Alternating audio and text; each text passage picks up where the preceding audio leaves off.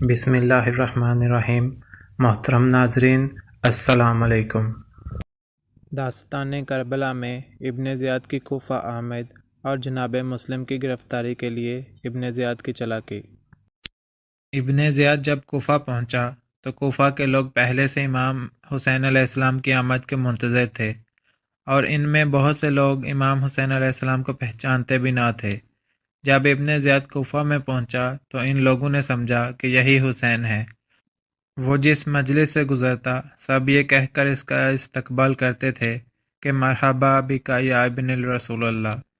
ابن زیاد یہ منظر خاموشی کے ساتھ دیکھ رہا تھا اور دل میں کڑتا تھا کہ کوفہ پر تو حسین کا پورا تسلط ہو چکا ہے۔ اب پورے کوفہ میں امام حسین کے آنے کی خبر مشہور ہو گئی، لوگ جوک در جوک زیارت کے لیے آنے لگے۔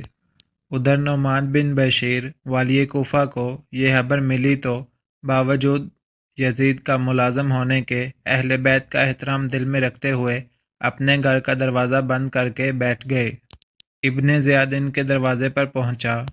لوگوں کا ایک ہجوم اس کو امام حسین سمجھ کر ساتھ تھا، جن کا شور و شوب اور ہنگامہ نعمان ابن بشیر نے اندر سے سنا تو وہیں سے آواز دی کہ جو امانت یعنی ولایت کوفہ میرے سپرد ہے وہ میں آپ کے حوالے نہ کروں گا، اس کے علاوہ میں آپ سے لڑنا نہیں چاہتا۔ ابن زیاد نے دروازے کے قریب پہنچ کر نعمان کو آواز دی کہ دروازہ کھولو، میں ابن زیاد ہوں، یزید کی طرف سے مامور ہو کر آیا ہوں۔ اس وقت دروازہ کھولا گیا۔ اگلے روز صبح ہی ابن زیاد نے اہل کوفہ کو جمع کر کے ایک تقریر کی، جس میں کہا کہ یزید نے مجھے تمہارے شہر کا حاکم بنایا ہے اور یہ حکم دیا ہے کہ تم میں جو شخص مظلوم ہو اس کے ساتھ انصاف کیا جائے، اور جو اپنے حق سے محروم کر دیا گیا ہے اس کو اس کا حق دیا جائے، اور جو شخص اطاعت اور فرما برداری کرے اس کے ساتھ اچھا سلوک کیا جائے، اور جو سرکشی اور نافرمانی کرے یا جس کی حالت اس معاملہ میں مشتبہ ہو اس پر تشدد کیا جائے۔ خوب سمجھ لو کہ میں یزید کا تابع فرمان رہ کر ان کے احکام کو ضرور نافذ کروں گا۔ میں نیک چلن لوگوں کے لیے مہربان باپ اور اطاعت کرنے والوں کے لیے حقیقی بھائی ہوں، اور میرا کوڑا اور میری تلوار صرف ان لوگوں کے لیے ہیں جو میری اطاعت سے بغاوت کریں اور میرے احکام کی مخالفت کریں۔ اب آپ لوگ اپنی جانوں پر رحم کھائیں اور بغاوت سے باز رہیں۔ اس کے بعد شہر کے تمام عرفا نمائندوں اور لیڈروں کو خطاب کر کے حکم دیا کہ تمہارے شہر میں جتنے آدمی باہر کے پردیسی ٹھہرے ہوئے ہیں یا یزید کے مخالف ہیں، ان سب کی تفصیلات فوراً میرے پاس پہنچا دو۔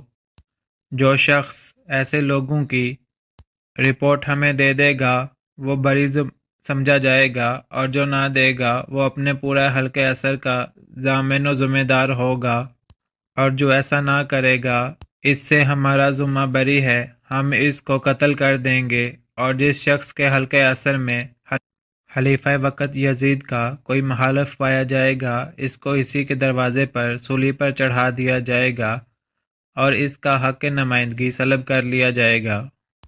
ادھر مسلم بن عقیل جو مختار ابن ابی عبید کے گھر میں مقیم تھے اور امام حسین کے لیے بیعت خلافت لے رہے تھے، ان کو جب ابن زیاد کی اس تقریر کا علم ہوا تو یہ خطرہ ہوا کہ اب ان کی مخبری کر دی جائے گی، اس لیے مختار کا گھر چھوڑ کر حانی ابن عروہ مرادی کے مکان پر گئے۔ دروازے پر پہنچ کر حانی ابن عروہ کو بلایا، وہ باہر آئے اور مسلم بن عقیل کو اپنے دروازے پر دیکھ کر پریشان ہو گئے۔ مسلم نے کہا کہ میں تمہارے پاس پناہ لینے کے لیے آیا ہوں۔ حانی ابن عروہ نے جواب دیا کہ آپ مجھ پر بڑی مصیبت ڈال رہے ہیں، اور اگر آپ میرے گھر کے اندر نہ آ گئے ہوتے تو میں یہی پسند کرتا کہ آپ لوٹ جائیں، مگر اب کہ آپ داخل ہو چکے ہیں میں اپنی ذمہ داری محسوس کرتا ہوں، اچھا آ جائے۔ مسلم ان کے مکان میں روپوش ہو گئے۔ کوفہ کے مسلمان ان کی خدمت میں خفیہ آتے جاتے رہے۔ ادھر ابن زیاد نے اپنے ایک خاص دوست کو بلا کر 3000 درہم دیے اور اس کام پر مأمور کیا کہ مسلم بن عقیل کا پتہ لگائے۔ یہ شخص مسجد میں مسلم بن اسجر اسدی کے پاس پہنچا۔ ان کے متعلق کچھ لوگوں سے سنا تھا کہ وہ مسلم بن عقیل کے رازدار ہیں۔ وہ جب نماز سے فارغ ہوئے تو اس شخص نے علیحدہ لے جا کر ان سے کہا کہ میں شام کا باشندہ ہوں، اللہ تعالیٰ نے مجھ پر انعام فرمایا ہے کہ مجھے اہل بیت نبی کریم صلی اللہ علیہ وآلہ وسلم کی محبت عطا فرمائی۔ یہ 3000 درہم میں اس لیے لایا ہوں کہ اس شخص کے سپرد کر دوں جو امام حسین علیہ السلام کے لیے بیعت لے رہا ہے۔ مجھے لوگوں سے یہ پتہ چلا ہے کہ آپ کو اس شخص کا علم ہے، اس لیے یہ روپیہ آپ مجھ سے لے لیں اور مجھے وہاں پہنچا دیں تاکہ میں بھی ان کے ہاتھ پر بیعت کر لوں، اور اگر آپ چاہیں تو مجھ سے آپ ہی ان کے لیے بیعت لے لیں۔ مسلم بن اوسجہ نے کہا کہ مجھے آپ کی ملاقات سے خوشی ہوئی، آپ کی مراد انشاءاللہ پوری ہوگی، اور شاید اللہ تعالیٰ آپ کے ذریعے اہل بیت اطہار کی مدد فرمائے، مگر مجھے اس سے بڑا خطرہ ہو گیا کہ لوگوں میں میرا نام ابھی سے مشہور ہو گیا۔ بہرحال مسلم بن اوسجہ نے اس شخص سے حلف اور عہد لیا کہ راز فاش نہ کرے گا۔ یہ شخص چند روز تک ان کے پاس انتظار میں آتا جاتا رہا کہ وہ اس شخص کو مسلم بن عقیل سے ملا دیں گے۔ پھر اس شخص نے مسلم بن اوسجہ کے پاس برابر آمد و رفت رکھی۔ بالآخر ایک دن مسلم بن اوسجہ نے اس کو مسلم بن عقیل سے ملا دیا۔ اس نے جا کر مسلم بن عقیل کے ہاتھ پر امام حسین علیہ السلام کے لیے بیعت کی اور 3000 درہم اس کو دے دیے، اور اب روزانہ ان کے پاس آنے جانے لگا، اور اس طرح مسلم بن عقیل کی نقل و حرکت اور تمام راز ابن زیاد کے پاس پہنچنے لگے۔